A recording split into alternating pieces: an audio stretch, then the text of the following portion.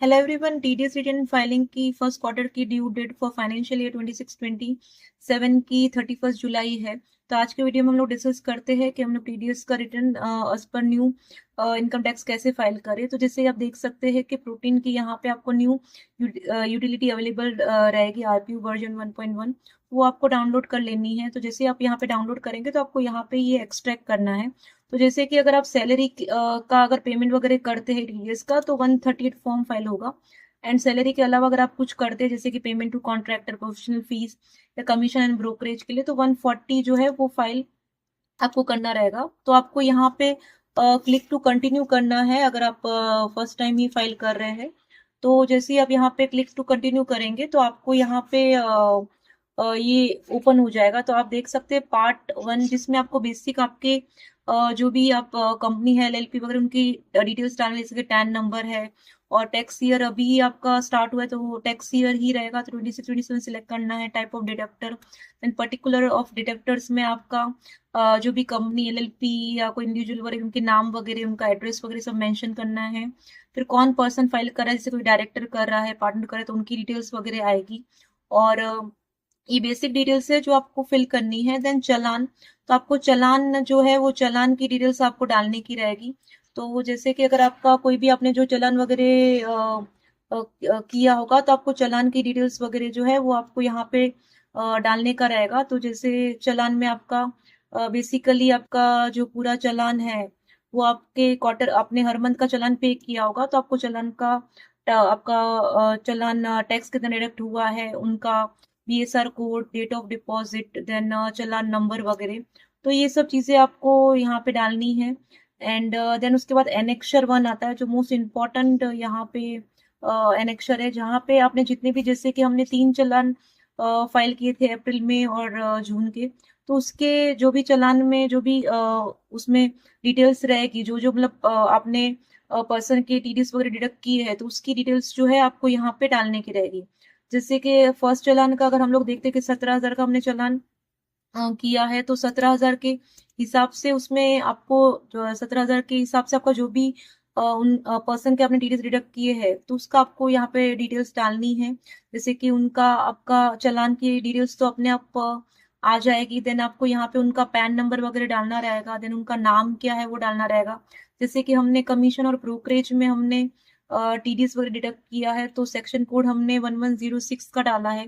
Then date of payment, आपने जो भी पर्सन को पेमेंट किया होगा उसकी डेट क्या है और कितना अमाउंट पे आपने टीडीएस काटा। जैसे commission and brokerage pay generally 2% TDS deduct होता है, तो हमने जो भी उनको हमने कमीशन ब्रोकरेज दिया था 3 लाख रुपए का, तो उस पर हमने 2% 610 का टीडीएस वगैरह डिडक्ट किया है।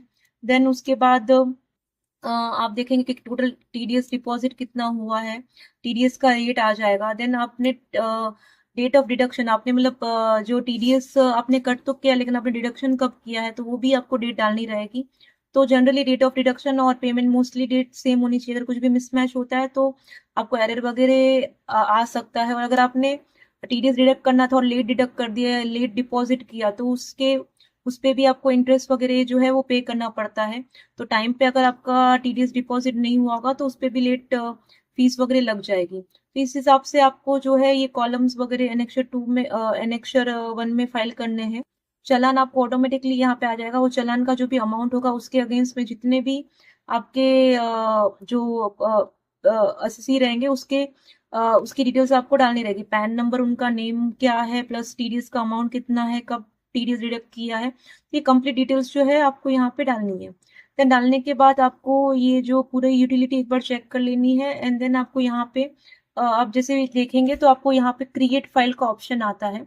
तो क्रिएट फाइल में आप जाएंगे तो आपको चालान सबसे पहले तो यहाँ पे डालना है। तो चालान आपको कहाँ से मिलेगा, तो चालान के लिए आपको अपने जो इनकम टैक्स पोर्टल पे लॉगिन कर लेना है। तो यहाँ पे लॉगिन करने के बाद आप यहाँ से चालान जो है आप ई पे टैक्स में जाएंगे। तो ई पे टैक्स में जैसे कि न्यू इनकम टैक्स एक्ट के हिसाब से आपको चालान जो है वो डाउनलोड कर लेना है। यहाँ पे आप पेमेंट हिस्ट्री में जाएंगे तो आपको यहाँ पे ये चालान दिखेंगे, तो वहां से आपको उसकी सीएसआई फाइल जो है वो आपको डाउनलोड कर लेनी है। तो यहाँ पे आपको एक तो चालान डालना है, फिर सेकेंडली आपको यहाँ आप कहाँ पे सेव करना चाहते हैं वो फाइल को, तो वो सेव फाइल का ऑप्शन आएगा, तो वहां पे आपको ब्राउज करके वो सेव करना है। आपको जैसे क्रिएट फाइल करने के बाद आपको यहाँ पे चालान फाइल जो है वो यहाँ पे अटैच करनी है। तो यहाँ पे आपका जहाँ पे भी चालान फाइल जो मैंने बोली थी वो जहाँ पे पड़ी रहेगी, तो वो चालान फाइल यहाँ से आप अटैच कर दीजिए।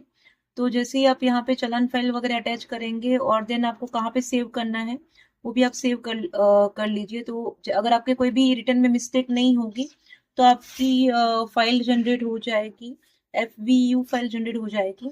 तो वो फाइल को आपको यहाँ पे जिप फोल्डर में एक्सट्रैक्ट करना है एंड वही आपको रिटर्न फाइल करने के लिए काम आएगा।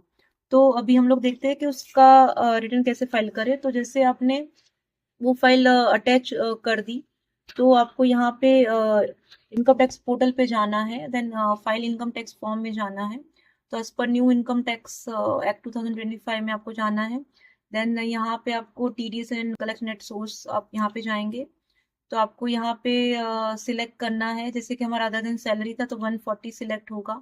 देन फर्स्ट क्वार्टर के लिए हम लोग फाइल कर रहे हैं तो Q1 सिलेक्ट करना है एंड आपको यहाँ पे रेगुलर करके आपकी जो भी जिप फाइल है वो आपको यहाँ पे अटैच करनी रहेगी। तो जैसे ही आप यहाँ पे जिप फाइल अटैच करेंगे तो आपका जो रिटर्न है वो प्रोसीड हो जाएगा और आपको उसको OTP से वेरीफाई करना रहेगा। तो जैसे ही आप यहाँ पे वेरीफाई कर लेते हैं तो यहाँ पे आपका जो रिटर्न है वो यहाँ पे दिख जाएगा कि वो फाइल हो चुका है और एक्सेप्टेड हो चुका है। तो ये फाइल होने के बाद अगर आपके कोई भी रिटर्न में एरर वगैरह नहीं रहेगा तो आपका जो आप फॉर्म 16 जो ए है वो आप जनरेट कर सकते हैं पोर्टल से। तो अगर आपको भी TDS रिलेटेड रिटर्न फाइलिंग करनी रहेगी और कोई हमारी सर्विस अवेल करनी रहेगी तो आप हमारी फॉर्म NSLEX कंसल्टेंसी को कांटेक्ट कर सकते हैं। Thank you.